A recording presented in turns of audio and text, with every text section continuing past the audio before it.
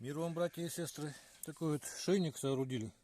Шейный нож, то есть тоже вот сам не выпрыгивает. Это вот тоже коровий хвостик, можжевельник. Ну, сейчас покажу, как он. Вот такой вот сам ножичек получается. Небольшой, маленький, удобный.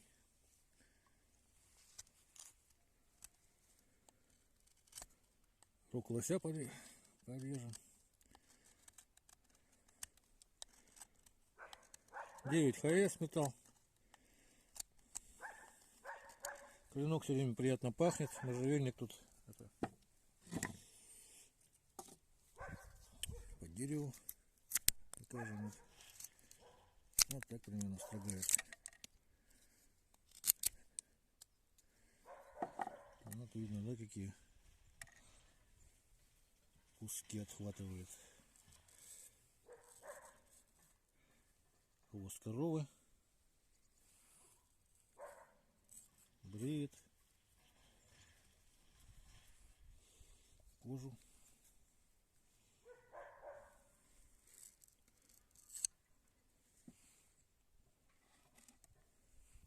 Тоже режет.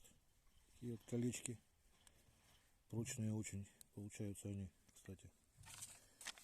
И по газетке проверим.